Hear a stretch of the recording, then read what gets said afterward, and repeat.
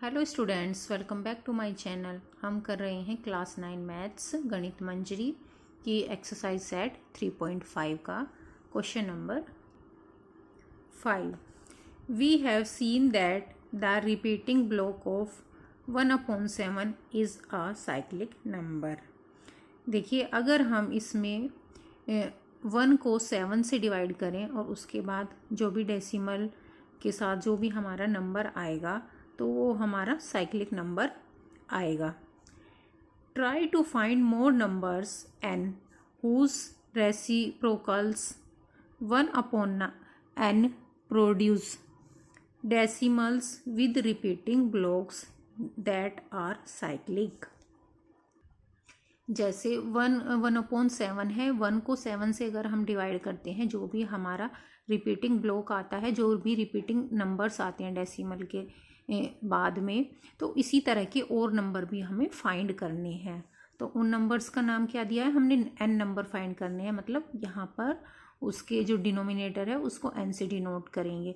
जैसे 1/7 है, 1/n, तो हमें और नंबर फाइंड करने हैं। जैसे 1/13, 2/13, 4/13 कि कौन कौन से ऐसे नंबर हैं जिनको इस वाली फॉर्म में लिख सकते हैं, और जो भी उसकी रिपीटिंग ब्लॉक आएगी वो क्या होगी? हमारी साइक्लिक नंबर होगी।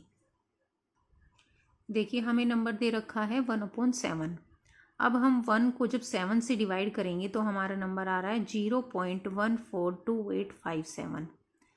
अब क्या हो रहा है ये? अब आपको देखना है कि ये क्या है, एक रिपीटिंग नंबर है या नहीं।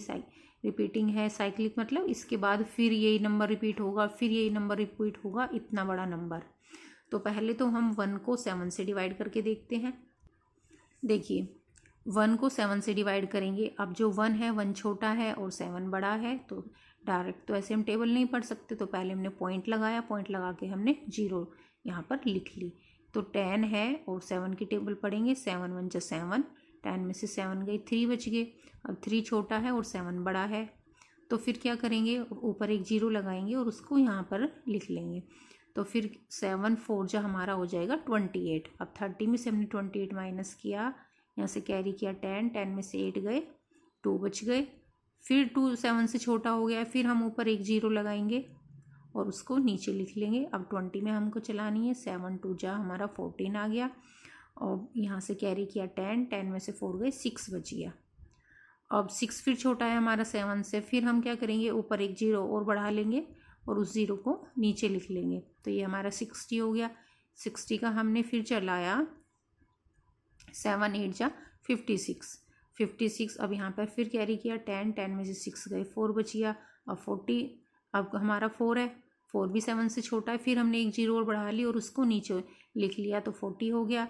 अब 7 की 7 5 जा 35, यहाँ पे कैरी किया 10, 10 में से 5 गए, तो हमारे बच गए यहाँ पर 5।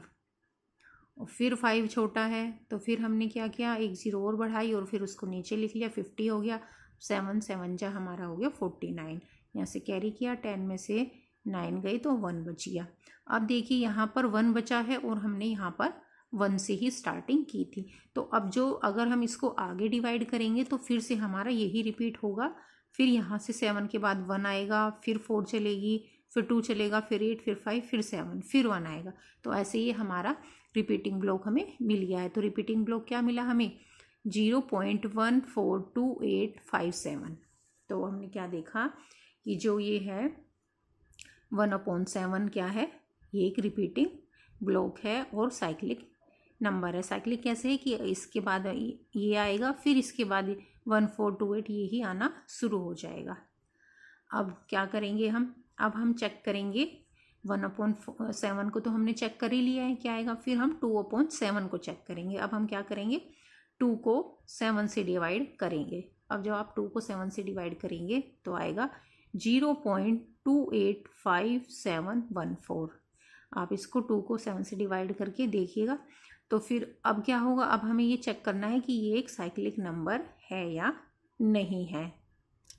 देखिए, आपको देखने से पता चलेगा यहाँ पर डिजिट्स क्या है, ये भी एक साइक्लिक नंबर है। कैसे? ये जो है ये लास्ट वाला नंबर है 2857, यहाँ पर पहले आ गया है, 2857 आ गया, फिर 14 आ गया है, तो ये भी एक साइक्लिक नंबर है।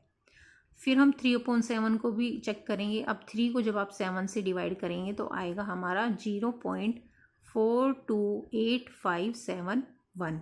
अब आपको ये चेक करना है कि क्या ये एक साइक्लिक नंबर है। ये भी एक साइक्लिक नंबर है। कैसे?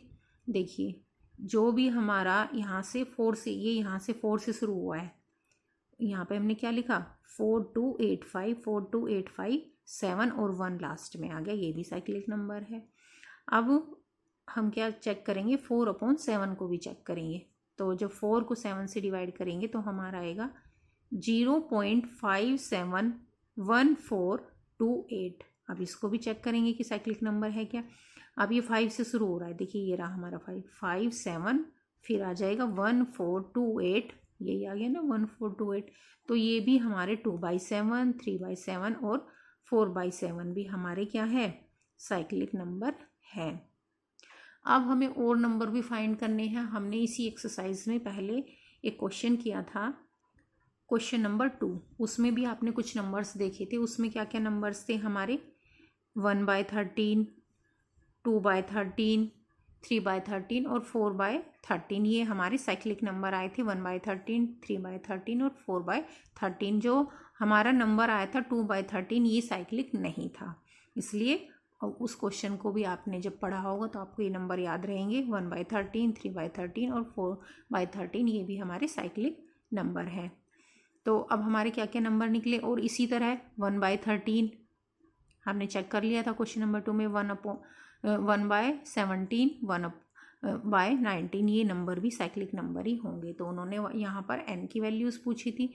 तो n की वैल्यूज़ क्या हो जाएगी, जो डिनोमिनेटर है वो n की वैल्यू है। तो n = 13, 17, 19, ये आप रख देंगे, 7 तो था ही उसमें। तो ये नंबर भी हमारे क्या होंगे, साइक्लिक होंगे।